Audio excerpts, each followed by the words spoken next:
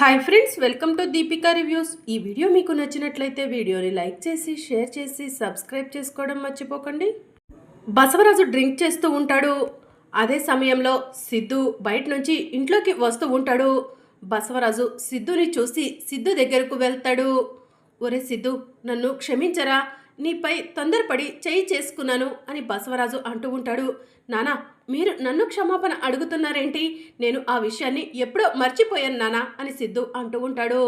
ఒరే సిద్ధు, ఏది ఏమైనా నీపై చేయి చేసుకోవడం నేను చేసిన తప్పేరా అని బసవరాజు అంటూ ఉంటాడు. నానా, మీరు మా నాన్న, నన్ను దండించే హక్కు, ప్రేమించే హక్కు, శిక్షించే హక్కు ఏదైనా మీకు మాత్రమే ఉన్నాయి నాన్న అని సిద్ధు చెప్తూ ఉంటాడు. అందుకేరా నువ్వంటే నాకు ఇష్టం, నువ్వురా అసలు సిసలైన బసవరాజు కొడుకువి అని చెప్పి బసవరాజు సిద్ధుని హగ్ చేసుకుంటాడు. పదండి నాన్న, లోపలికి వెళ్దాం అని సిద్ధు బసవరాజుని తీసుకొని లోపలికి వస్తాడు. అమ్మా అమ్మా అని బసవరాజు పిలుస్తూ ఉంటాడు. నీలంబరి బయటికి వస్తుంది. ఏంట్రా బసవా, అంతగా పిలుస్తున్నావు అని చెప్పి నీలంబరి అడుగుతూ ఉంటుంది. ఇందాకలా సిద్ధుని కొట్టాను కదమ్మా, సిద్ధుని కొట్టానని బాధపడ్డాను కదా, సిద్ధుని క్షమాపణ అడిగేశాను. అసలు సిద్ధు నేను కొట్టిన విషయాన్నే గుర్తుపెట్టుకోలేదంటమ్మా, వీడమ్మా నా కొడుకు అని బసవరాజు సిద్ధు గురించి గొప్పగా చెప్తూ ఉంటే, చూసారా కొడుకు గురించి ఎంత గొప్పగా చెప్పుకుంటున్నాడో, మరి మీరు కూడా ఆయనకు పుట్టిన కొడుకే కదా, మరి మీ గురించి ఎందుకు అంత గొప్పగా చెప్పరు మావయ్య అని నీలిమ మహేష్ని అడుగుతూ ఉంటుంది. ఒరే సిద్ధు, నేను నిన్ను కొట్టినందుకు నీకు ఏం కావాలో కోరుకోరా, నువ్వు ఏది కావాలని అడిగినా కూడా వెంటనే తెచ్చిస్తాను అని సిద్ధు అంటూ ఉంటాడు. హరీష్ని బయటికి తీసుకురమ్మని అడుగు సిద్ధు, మీ నాన్నకు బుద్ధొస్తుంది అని చెప్పి నీలిమ మనసులో అనుకుంటూ ఉంటుంది. నాకు ఏమీ వద్దు నాన్న, మీరు సంతోషంగా ఉంటే అంతే చాలు అని సిద్ధు బసవరాజ్తో చెప్తూ ఉంటాడు. షబాష్ రా మనవడా, నువ్వురా అసలైన వారసుడివి, పులిబిడ్డవి అని చెప్పి నీలాంబరి అంటూ ఉంటుంది. అవును, సిద్ధు మాత్రమే పులిబిడ్డ, మా ఆయనేమో పిల్లి బిడ్డ అని చెప్పి నీలిమ తనలో తానే అనుకుంటూ ఉంటుంది. బసవా, వెళ్ళి పడుకోరా అని నీలంబరి చెప్తూ ఉంటుంది. వెళ్తానమ్మా, వెళ్ళి పడుకుంటాను, మనశ్శాంతిగా పడుకుంటాను. ఇప్పటి వరకు సిద్ధుని కొట్టానన్న బాధ నా మనసులో ఉంది, కానీ సిద్ధుకి నేను క్షమాపణ చెప్పేసరికి ఆ బాధ అంతా పోయిందమ్మా, వెళ్ళి ఇప్పుడు ప్రశాంతంగా పడుకుంటాను అని బసవరాజు చెప్తూ ఉంటాడు. ఇక మరోవైపు తులసి ఒంటరిగా రూమ్లో కూర్చొని ఉంటుంది. సిద్ధు రూమ్ దగ్గరకు వెళ్ళేసరికి తులసి కోపంగా ఆలోచిస్తూ ఉండటం సిద్ధు చూస్తాడు. ఇక సిద్ధుని చూసి తులసి ఇంకా కోపం నటిస్తూ ఉంటుంది. సిద్ధు ఏం మాట్లాడకుండా రూమ్లో నుంచి బయటకు వెళ్ళి తులసి కోపాన్ని ఎలా తగ్గించాలి అని ఆలోచిస్తూ ఉంటాడు. ఇక అప్పుడే ఖుషి సిద్ధు దగ్గరకు వెళ్ళి, ఫ్రెండు ఏంటి రూమ్లోకి వెళ్ళకుండా ఇక్కడున్నావు అని చెప్పి అడుగుతూ ఉంటుంది. ఖుషి, మీ అమ్మ కోపంగా ఉంది, మీ అమ్మ కోపాన్ని ఎలా తగ్గించాలో అర్థం కావట్లేదు అని సిద్ధు చెప్తూ ఉంటాడు. ఇప్పుడే వస్తాను ఉండు ఫ్రెండు అని ఖుషి బల్లిని తీసుకొని సిద్ధు దగ్గరికి వచ్చి, ఫ్రెండు ఈ బల్లిని తీసుకెళ్ళి అమ్మ మీద విసిరేయి, అమ్మకు బల్లంటే భయం, అమ్మ భయంతో నిన్ను గట్టిగా హగ్ చేసుకుంటుంది, అమ్మ కోపమంతా పోతుంది అని ఖుషి చెప్తూ ఉంటుంది. థ్యాంక్ యూ ఖుషి, మంచి సలహా ఇచ్చావు అని సిద్ధు ఖుషిని ముద్దు పెట్టుకుంటాడు. వెళ్ళు ఫ్రెండు, వెళ్ళి అమ్మపై బల్లి విసిరేయే అని ఖుషి చెప్తూ ఉంటే ఇక సిద్ధు మెల్లగా తులసి చూడకుండా రూమ్ దగ్గరకు వెళ్ళి తులసి మీద బొమ్మ బల్లిని విసిరేస్తాడు. దాంతో తులసి బల్లిని చూసి కెవ్వు కేక వేసి సిద్ధుని గట్టిగా హగ్ చేసుకుంటుంది. సిద్ధు మాత్రం, మీరు చేసే తప్పులన్నీ చేస్తారు, కార్చేదేమో మొసలి కన్నీరు అని తులసిని అవమానించిన విషయాన్ని గుర్తు చేసుకుంటూ ఉంటాడు. ఏమండి బల్లండి, బల్లి, నాకు బల్లంటే చాలా భయం అండి అని తులసి గట్టిగా అరుస్తూ ఉంటుంది. తులసి, నేనున్నాను కదా, నువ్వు భయపడకు, బల్లి వెళ్ళిపోయిందిలే అని సిద్ధు చెప్తూ ఉంటాడు. నిజంగా వెళ్ళిపోయిందా అండి అని తులసి సిద్ధుని హగ్ చేసుకొని అడుగుతూ ఉంటుంది. వెళ్ళిపోయింది తులసి అని సిద్ధు చెప్తూ ఉంటాడు. అయినా మీరు ఇందాకలా నా పైన కోప్పడ్డారు కదా, నేను మీతో మాట్లాడను అని తులసి పక్కకు వెళ్తుంది. తులసి, నీ పైన కోప్పట్టం నేను చేసిన తప్పే, నన్ను క్షమించు అని సిద్ధు అంటూ ఉంటాడు. ఏమండి ఏంటండి, నేనేదో జోగా అంటుంటే మీరు క్షమాపణ అడుగుతున్నారు అని తులసి అంటుంది. హరీష్ అరెస్ట్ అయ్యాడని నువ్వు అసలే బాధపడుతున్నావు, నిన్ను ఇంకా బాధ పెట్టాను కదా తులసి, అందుకే అని సిద్ధు అంటూ ఉంటాడు. ఏమండి, అన్నయ్యను నిర్దోషిగా బయటికి తీసుకొస్తే నేను సంతోషంగా ఫీల్ అవుతానండి, కీర్తి వదిన్ను అన్నయ్యను కలపాలి, అంతేనండి నా ఉద్దేశం అని తులసి చెప్తూ ఉంటుంది. సరే తులసి, నువ్వు చేస్తున్న ప్రయత్నానికి నా వంతు సహాయం నేను చేస్తాను అని సిద్ధు చెప్తూ ఉంటాడు. థ్యాంక్ యూ అండి, థ్యాంక్ యూ సో మచ్ అని తులసి అంటుంది. ఇక పడుకోండి, మార్నింగే లేచి మనం మా అన్నయ్యను విడిపించే ప్రయత్నం చేద్దాం అని తులసి అంటుంది.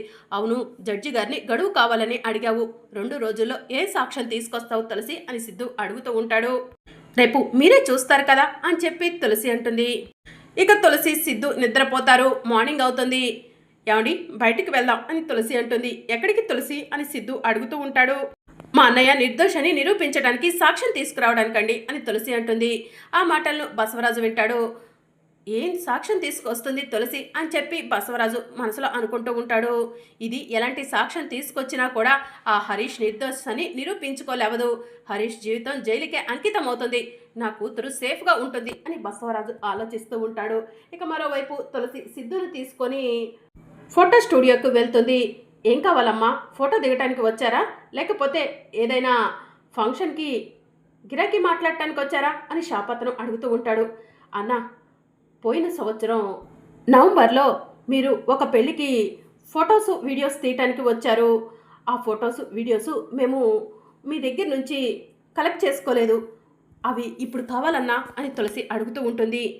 పోయిన సంవత్సరం నవంబర్లోనా, అంటే ఇప్పటికే సంవత్సరం అవుతుంది, అప్పటి ఫొటోస్ ఇప్పుడు అడుగుతున్నారా, ఎలా ఉంటాయమ్మా అని చెప్పి ఫోటోషాప్ అతను అంటూ ఉంటాడు. అన్న ప్లీజ్ అన్న, ఆ ఫొటోస్ చాలా ముఖ్యమన్నా, అర్థం చేసుకోండి. ఒక నిర్దోషిని దోషిగా చిత్రీకరించాలని కొంతమంది చూస్తున్నారు, కానీ నిర్దోషి అని నిరూపించడానికి ఈ ఫోటోలే ఉపయోగపడతాయన్నా, ఒక్కసారి ఆలోచించండి అన్న అని తులసి అడుగుతూ ఉంటుంది. సరే అమ్మా, దోష అంటున్నావు, నిర్దోష అంటున్నావు, నా వంతు సహాయం నేను చేయగలనైతే చేస్తాను, ఫొటోసు ల్యాప్టాప్లో ఏమైనా సేవ్ అయ్యామేమో చూసిస్తాను అని చెప్పి షాప్ అతను చెప్తూ ఉంటాడు. థ్యాంక్స్ అన్నా అని తులసి అంటుంది. ఇక ఫోటోషాప్ అతను ఫొటోస్ కోసం వెతుకుతూ ఉంటాడు. ఇక అప్పుడే తులసి అన్న ఈ ఫొటోసే అని చెప్పి అంటూ ఉంటుంది. నీ అదృష్టం బాగుందమ్మా, ఈ ఫొటోస్ ఇంకా ఉన్నాయి అని ఫోటోషాప్ అతను అంటూ ఉంటాడు. అన్న ఈ ఫొటోస్ని నా ఫోన్కి షేర్ చేస్తావా అని తులసి అడుగుతూ ఉంటుంది. సరే అమ్మా, వీడియో కూడా ఉంది, వీడియో కూడా షేర్ చేస్తాను అని చెప్పి ఫోటోషాప్ అతను తులసికి చెప్తూ ఉంటాడు. తులసి నువ్వు సూపర్, ఇలాంటి టైంలో కూడా నీకు ఇలాంటి బ్రిలియంట్ ఐడియా వచ్చింది అని సిద్ధు అంటూ ఉంటాడు. మా అన్నయ్య నిర్దోషాన్ని నిరూపించడానికి ఈ ఒక్క సాక్ష్యం చాలండి అని తులసి అంటుంది. ఇక ఫోటోషాప్ అతను తులసి ఫోన్కి ఫోటోలు వీడియోలు సెండ్ చేస్తూ ఉండగా కనిష్క ఫోటోషాప్ దగ్గరకు వస్తుంది. ఆపండి అని గట్టిగా అరుస్తుంది. ఏంటి మేడం, ఏం కావాలి మీకు అని ఫోటోషాప్ అతను అడుగుతూ ఉంటాడు. ఇప్పుడు నువ్వు ఏ ఫొటోస్ అయితే తులసి ఫోన్కి సెండ్ చేస్తున్నావో ఆ ఫొటోస్ తులసి ఫోన్కి సెండ్ చేయొద్దు, నీకు ఎంత డబ్బు కావాలన్నా ఇస్తాను అని కనిష్క అంటుంది.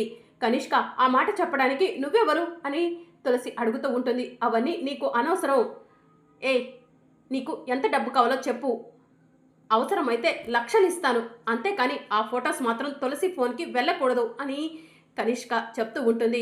మేడం, డబ్బు కోసం పనిచేసే వాళ్ళు చాలామందే ఉంటారు, కానీ వెళ్ళండి మేడం, వెళ్ళి మీ పని చూసుకోండి అని షాప్ అతను అంటూ ఉంటాడు. రేయ్, నాతో పెట్టుకుంటున్నావు కదా, రేపు ఈ టైంకి నీ షాప్ ఇక్కడ లేకుండా చేస్తాను అని కనిష్క అంటుంది.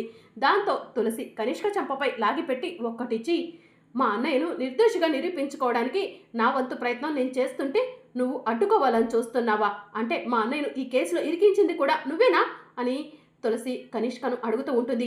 ఏయ్ తులసి, నన్ను కొడతావా, నీ సంగతి చూస్తాను అని చెప్పి కనిష్క కోపంగా అక్కడి నుంచి వెళ్ళిపోతుంది.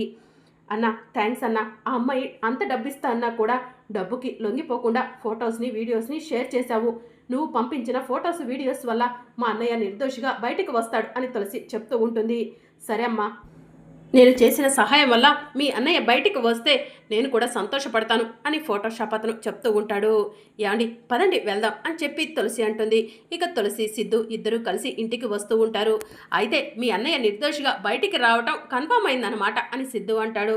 అవునండి, ఈ సాక్ష్యం చూస్తే జడ్జి గారు ఖచ్చితంగా మా అన్నయ్యను నిర్దోషిగా బయటికి తీసుకొస్తారు అని తులసి అంటుంది.